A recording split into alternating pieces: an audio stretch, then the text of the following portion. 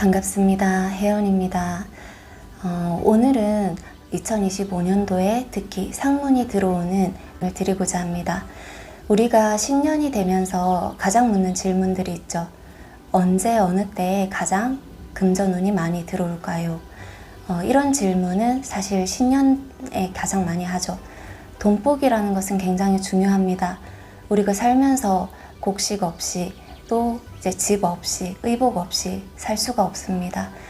또 이제 우리가 인간의 몸뚱아리를 가지고 있기 때문에 의복 없이 살 수가 없고 밥 없이 살 수가 없죠.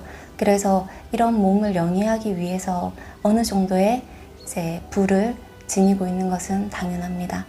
그리고 또 사랑하는 사람을 옆에 두고 있고 이 사랑하는 사람들이 떠나가는 그런 시기도 있습니다. 그렇기 때문에 집안에 늘 어떤 사람이 있고 또 모시고 있는 어른들도 계시고 항상 이 속에서 우리가 어우러져 살아가고 있는데요. 그렇기 때문에 늘 어른들이 계시고 나서 떠나가는 그런 시기를 앞두고 있을 때에는 혹시나 이런 상문이 들어서지 않을까 하는 걱정을 안고 계시는 그런 분들이 계십니다. 또 이런 상문이라는 것이 모두 다 알고 계시겠지만 이제 먼 친척이라든지 혹은 너무 먼 이런 회사 동료라든지 그런 것이 아니라 우리 가까운 지인 그리고 아주 가까운 친척 중에서 이런 상문이 들어서고 미리 꿈속에서 예지를 해주고 그런 경우가 많습니다. 그래서 이 상문이라는 것은 보통 어떤 띠에 한정되어져 있는 것이 아니라 정말 가야 될 사람은 먼저 명확하게 정해져 있는 그런 명줄이 정해져 있는 사람은 또 있습니다. 급작스러운 사고는 그 사람의 어느 정도 정해져 있는 업장에 의해서 이제 가게 되는 것이지만 또 이제 병이라든지 이제 노쇠해서 가야 되는 그런 분들은 또 정해져서 이렇게 가게 되는 겁니다. 또 이제 이렇게 상문이 들어오는 띠는 25년도에 또 들어오는 그런 띠가 또 있어요. 무조건적으로 이게 맞다고는 할 수가 없지만 그럼에도 불구하고 14년의 기운에 그 기운과 가장 부합되어지는 어느 정도 맞는 결의 기운들이 있습니다. 그에 조금 비추어 보았을 때에는 양띠와 돼지띠 그리고 토끼띠가 있습니다. 이 돼지띠, 토끼띠, 양띠가 약간의 다른 그런 양상들을 보이고 있지만 조금 비슷한 그런 결을 지니고 있는 것들도 있어요. 그래서 이 세 띠는 2025년도에 상문의 영향을 가장 많이 받을 수 있는 그런 띠로 보여집니다. 그래서 혹시 이런 띠에 좀 부합되어지시는 분들은 약간 25년도에 내가 상문의 영향을 좀 받을 수 있구나 라고 생각을 해주시면 그래도 내가 갑작스러운 이런 일들을 당하게 되었을 때 조금은 마음의 준비를 하시기에도 덜 힘들고 그러실 것 같습니다.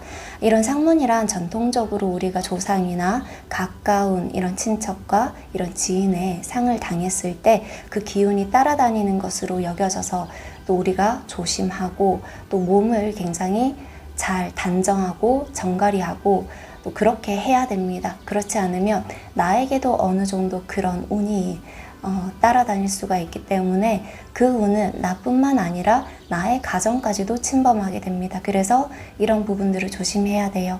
그리고 이에 따른 비방법은 그 해에 따라 조금씩 달라집니다. 그래서 그 비방법에 대해서는 다음에 조금씩 소개를 해드리도록 하겠습니다. 보통 이런 상문이 들어오면 다른 비방을 이제 쓰기도 하는데 이제 보통은 우리가 상갓집에 갔다 오거나 장례식장을 갔다 오면 소금을 사서 뿌리라고 하죠. 혹은 이제 편의점이라든지 공중 화장실이라든지 이렇게 돌아다니고 이제 집에 들어가라고 하기는 하는데 그게 그때마다 다릅니다. 팥을 뿌려야 하는 경우도 있고 이제 소금을 뿌려야 하는 경우도 있고 근데 2025년도에는 다른 거를 이제 뿌리기보다는 저는 장례식장 갔다 오시고 나서 그냥 다른 데 머무르시다가 집에 들어가시기를 추천드립니다. 즉 이제 카페라든지 혹은 공중 화장실이라든지 다른 데 많지 않습니까? 사람들이 굉장히 많이 밀집되어져 있는 대형 마트라든지 그런 데에서 기운들을 굉장히 많이 분산시킬 수가 있어요. 그리고 2025년도에 이제 상을 당하시는 분들이 굉장히 기운이 약간 온화해요. 그래서 기운 자체가 온화하기 때문에 그렇게 분산시켜도 탈이 나지 않습니다. 그래서 그런 방법으로 순환시키는 게 훨씬 더 바람직할 것 같습니다. 그렇게 이제 불을 사용하셔도 괜찮지만 그렇게 편안하게 이렇게 비방을 하시는 방법도 있다. 그리고 몸을 굉장히 정갈히 하시면 좋아요. 그래서 장례식을 다녀온 후에는 집으로 바로 귀가하시지 마시고 대형마트나 이렇게 다녀오시면서 몸을 좀 정갈히 하시라. 또 이제 기도를 하실 수 있다면 기도를 하시면 좋은데 내가 따로 믿는 종교가 없다 그러면은 그저 이제 나무 아미타불, 나무 관세음보살 요렇게 연부를 해주셔도 굉장히 좋습니다. 그 기운만으로도 영가님께서 왕생극락, 극락왕생을 하실 수가 있습니다. 우리가 조상의 상문이 우려가 될 때에는 흰 종이나 천을 몸에 지니고 있는 경우들도 있는데 이거는 민간 풍습이기도 합니다.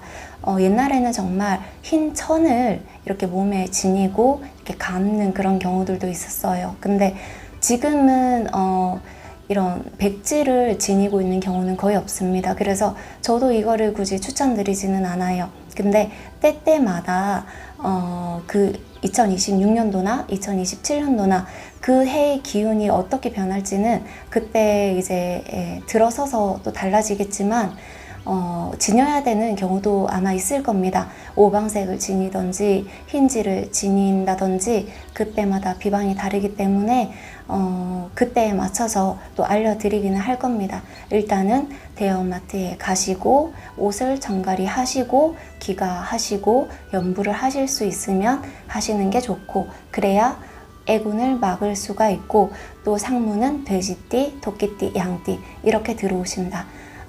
그렇게 알아주시면 좋을 것 같습니다. 감사합니다.